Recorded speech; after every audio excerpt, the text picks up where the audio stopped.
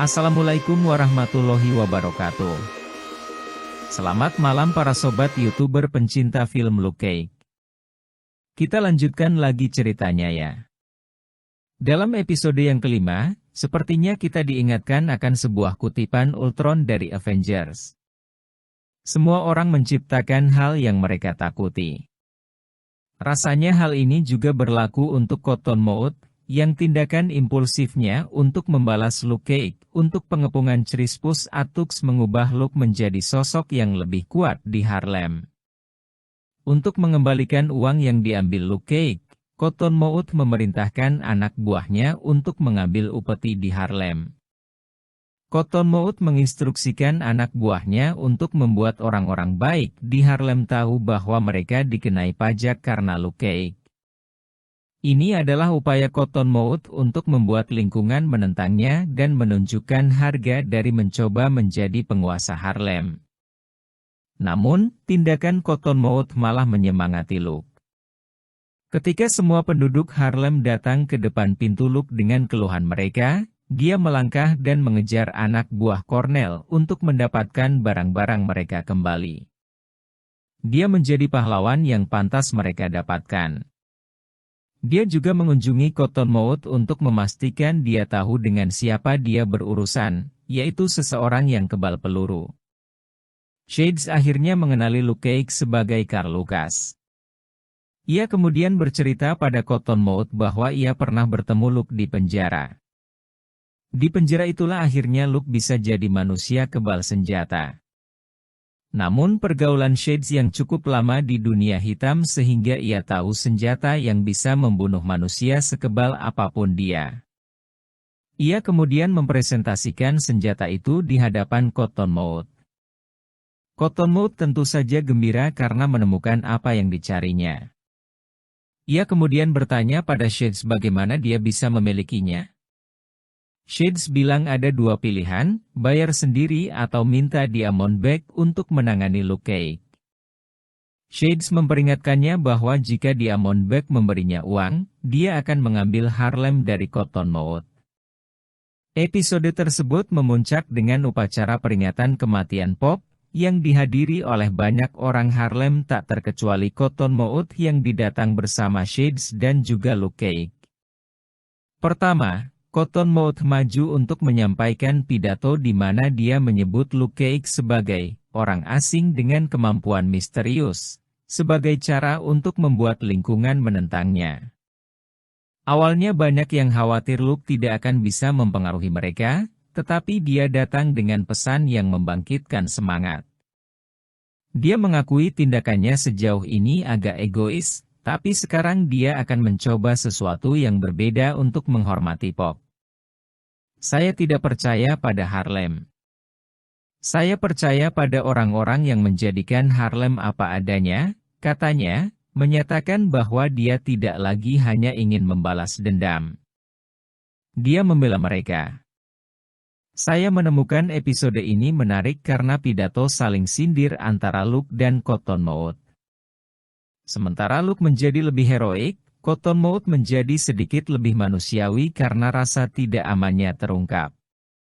Di episode ini terasa seperti benar-benar menunjukkan apa yang dikatakan Maria kepada kita di episode ketiga. Kamu adalah aset yang berharga yang sering bertindak sembrono, katanya kepada sepupunya. Tanda sebenarnya dari seorang pahlawan juga kemampuannya untuk menginspirasi orang lain, dan Anda pasti merasakan bahwa baik Luke Cage memiliki efek karena tindakan kepahlawanan kecilnya.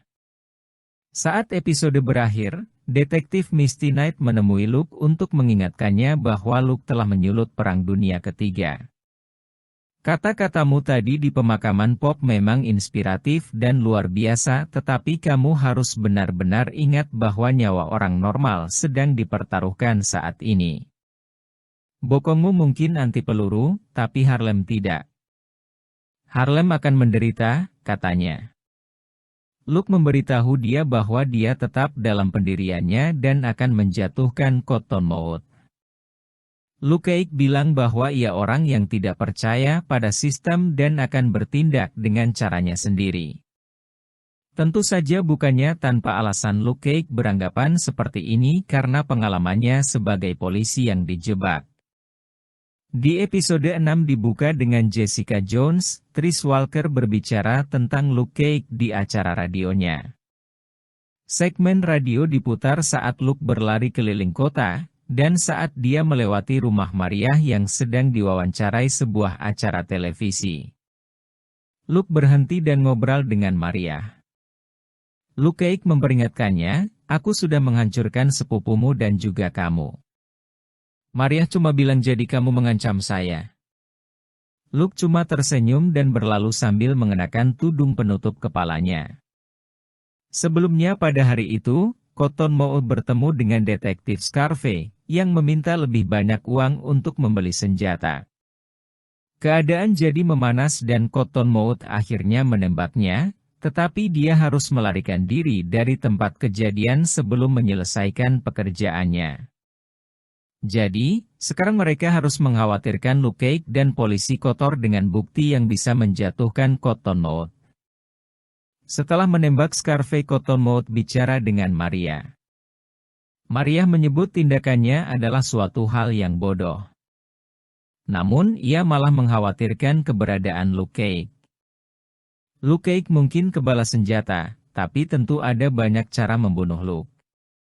Bisa dengan cara ditenggelamkan atau dengan cara diracun. Sementara itu, Claire akhirnya berhasil melacak Luke di restoran ibunya. Jelas, Luke tidak mengingatnya pada awalnya karena dia menghabiskan sebagian besar waktunya dalam perawatannya secara tidak sadar. Akhirnya, mereka kembali ke Pop Barber Shop dan di sanalah mereka menemukan Scarfe yang terluka sedang menunggu Luke. Sebagai imbalan atas bantuan Luke, Scarfe mengatakan dia akan memberikan bukti untuk menjatuhkan Cottonmouth. Jadi, mereka membuat rencana untuk mengantarnya ke markas besar polisi. Hampir semua orang dalam episode ini digambarkan sedang mencari Scarfe. Dan meskipun itu bukan plot yang paling menarik, itu memberi kami kesempatan untuk menyaksikan lebih banyak kecerdikan Misty. Kapten memasangkan Misty dengan Letnan Perez, yang bekerja untuk Cottonmouth, untuk menemukan Scarfe. Tidak butuh waktu lama bagi Misty untuk mengetahui bahwa Perez juga masuk jaringan Cottonmouth. Detektif Misty mengelabui Perez dengan memalsukan panggilan telepon, yang menipu dia untuk mengaku, dan dia merekam semuanya. Pada saat Misty mengejar Luke, Claire, dan Scarfe, yang telah menghabiskan beberapa jam terakhir untuk menghindari anak buah Cottonmouth, Scarfe telah meninggal. Tapi, sebelum meninggal, dia memberi Luke semua bukti yang dia miliki untuk menjatuhkan Cottonmouth. Sementara itu, Maria mengundang kru berita ke rumahnya untuk wawancara, dan sudah jelas sejak awal bahwa Tembi, sang reporter, lebih memikirkannya daripada mendengar kutipan keren Maria tentang semangat Harlem. Di tengah wawancara, Tembi mengungkit hubungan Maria dengan Cottonmouth dan Crispus Attucks. Maria jadi gak suka dengan pertanyaan itu. Ia kemudian mengakhiri wawancara dan mengusir Tembi dari rumahnya. Secara keseluruhan, ini adalah hari yang sangat buruk bagi keluarga Maria. Dengan bukti Scarfe, Misty dan polisi lainnya dapat menangkap Cottonmouth. Namun jangan bilang Cottonmouth kalau menyerah begitu saja. Akankah ia bisa dijebloskan ke penjara atau bisa bebas?